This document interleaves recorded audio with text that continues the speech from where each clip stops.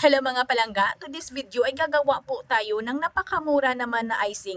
I-share ko po sa inyo ngayon yung teknik ko sa paggawa ko ng boiled icing. At dito mga palangga sa ating video ngayon, sa gagawin po natin ngayon na icing ay malaki talaga po yung matitipid po natin. At mga ga, kung interesado kayo sa ating recipe ngayon, kung gusto po ninyong matuto dito, ay tapusin po ninyong panoorin po itong ating video. Kaya umpisahan na po natin. Wow! So mga ga, dito ay mayroon na po tayo ditong 4 na piraso ng egg white. Mula po ito sa medium sizes ng itlog. Kailangan po yung ating egg white ay hindi po natin mahaluan kahit kunti o maliit lang po na egg yolk.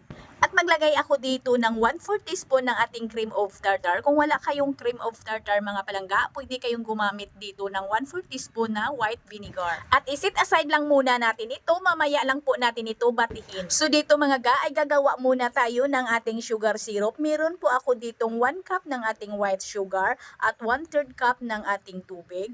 And then wala pa po itong apoy ay yung ating kalan mga ga ha. Bali haluin muna natin, tunawin muna natin ito ng kaunti yung ating asukal.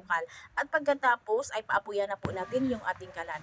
Malakas po yung apoy ng aking kalan dito para mabilis po siyang lumapot. At hahayaan lang po natin itong kumulo. Huwag po natin itong haluin habang hindi pa nag-iba yung kanyang kulay. At pag ganito na yung kulay ng ating asukal ay ibig sabihin nito mga palangga ay malapit na po itong lumapot. At pag ganito na malapit na siyang lumapot ay mag-umpisa na po tayong magbati po ng ating egg white. Batihin lang po natin yung ating egg white hanggang sa ito'y maging matibay o maging stiff peak po siya mga ga. At habang nag-bet po tayo sa ating egg white ay patuloy lang po talaga nating i-check yung ating asukal kung ito'y naging lumapot na ba. Paano ba natin malalaman mga ga kung pwede na ba yung ating asukal, kung syrup na ba siya? Pag ito'y yung putol-putol pa, yung pag-angat po natin sa ating kutsara, pag naputol-putol pa yan, ibig sabihin ay hindi pa po yan pwede.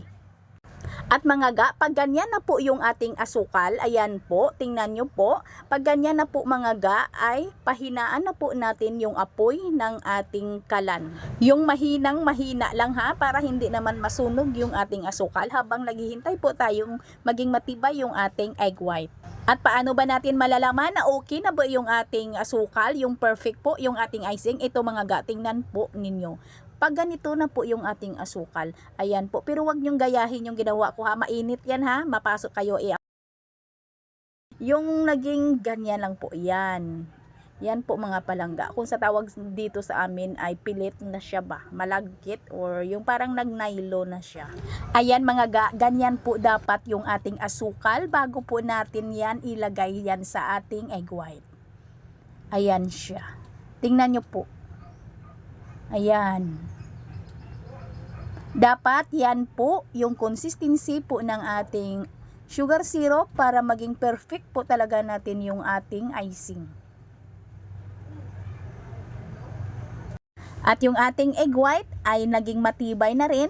Dahan-dahan po natin itong ilagay yung ating sugar syrup dito po sa ating meringue.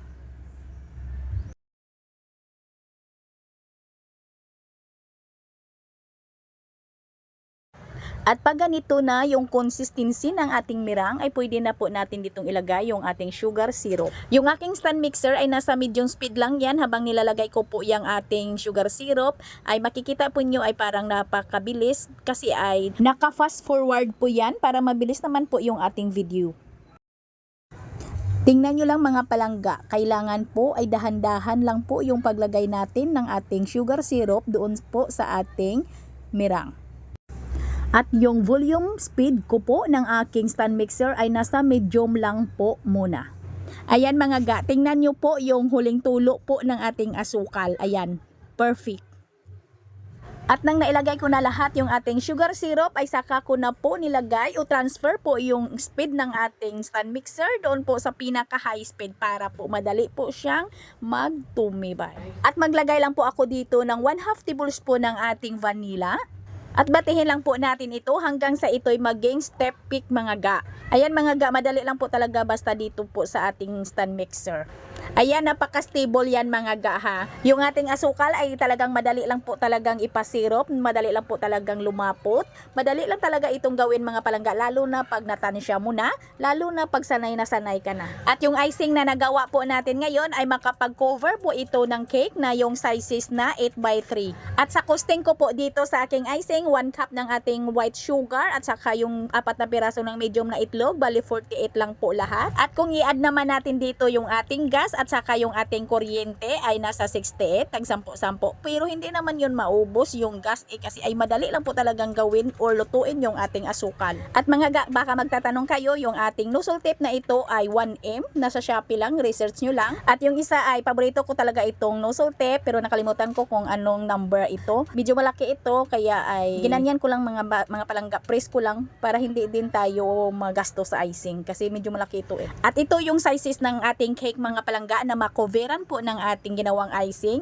8x3. Kasya na po siya dito, bali borders na po natin at saka yung ating frosting. Bali yung tatlong cake na ito mga palangga ay 12 pieces po na medium egg white yung nagamit ko at saka 3 cups ng white sugar. Lahat po yan ay boiled icing po yan mga ga. Kung gusto po ninyo na gumawa ng medyo marami, kung marami kayong paglalagyan o pagkovera na cake, ay dublihin nyo lang po yung ating recipe. Bali doon sa ating caption mga ga ay maglagay po ako kung gusto po ninyong gumawa dito ng 2 cups na asukal or yung pang 2 recipe or medyo marami. At yung procedure ha ay parihas lang. Mga ga, wag nyong gayahin yung design ko ha, napakapangit. Hanggang dito lang. Sana ay may natutunan. Maraming salamat at ito pong inyong kainday, Tinapay. Maraming salamat at bye-bye.